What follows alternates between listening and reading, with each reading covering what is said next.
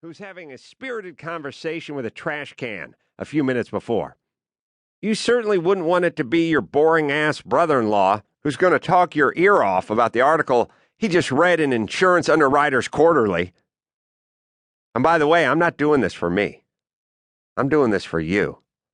I'm doing this for you, love of country, and my plan to order the Surgeon General and NASA to reanimate the corpse of Marilyn Monroe. Let's face it, it's a stressful gig being the leader of the most important country in the world. I'm going to need to blow off some steam. We're so divided now that anything you do is sure to piss off 49.5% of the country. Plus, the pay sucks. I made much more money on this book than the president made this year. Bad presidents are forgotten about or become punchlines. Must be tough on Jimmy Carter to be watching TV and constantly hear his name come up as a yardstick for shitty presidencies. Worst economy since Carter. Worst energy crisis since Carter. I imagine Jimmy Carter sitting at home one night, watching CNN, comparing Obama to him, saying, "How many free houses do I have to fucking build? Rosalind, throw me the remote. What's on HBO? I wonder what this Argo is about." I'd certainly be a breath of fresh air. Every time a politician makes a tepid attempt at humor, everyone thinks he's hilarious. It's about context. When a politician tosses off a mediocre one-liner during the State of the Union or a debate, people think he's a genius. But if you put an actual comedian in office, he'd be the funniest politician of all time. It's like being the funniest guy at a funeral.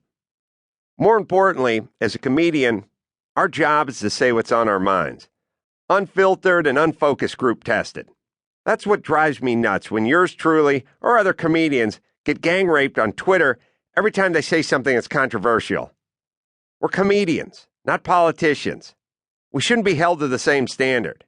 We're not just allowed, we're required to do what politicians can't do, and that's to be honest.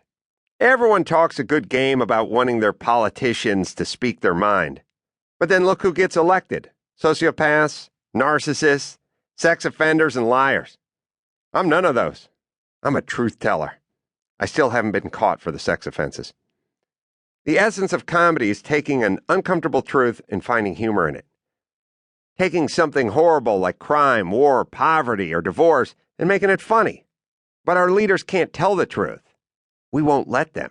We've created a society where politicians aren't allowed to criticize people. There's no tough love coming out of the White House or Congress. They've gone from leaders and legislators to wedding planners. If they want to keep the gig, they better give us what we want. Thus, it's gone from, ask not what your country can do for you, to, these rich guys aren't paying their fair share. You're working class heroes, even though you don't really work. Why shouldn't you get the same medical attention that Malcolm Forbes gets? That's how you end up with Hope and Change and Occupy Wall Street. Bunch of people saying, come on, Barack, do it for me. Fix my life. The more people that get into that mindset, the less likely it is for someone to get elected who will act like your dad. Someone who'll say, enough whining. Get your shit together. Fix your fucked up life. It's not government's job. Handling the stuff that people can't do themselves, like war, that's the government's job. One man can't take out a dictator or stop a terrorist attack, unless that one man is Chuck Norris. But one man can get a job, raise his kids, and pay his taxes. You always hear politicians on the campaign trail saying, I will fight for you. Is that what we want?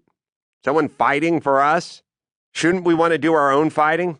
So that when we get our first house or start our first business, we can have the pride that we did it ourselves? Shouldn't we think, hey, government, don't fight for me.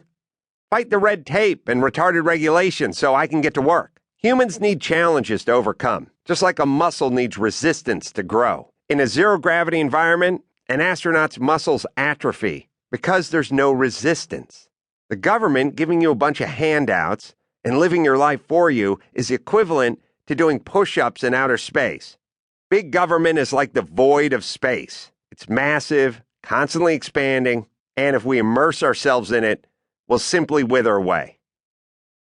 During the 2012 election, I was stunned to see how many people had the audacity to stand face-to-face with a candidate and say, I'm 22, and I'm a student. As I look forward to graduation in the job market, I want to know what you're going to do for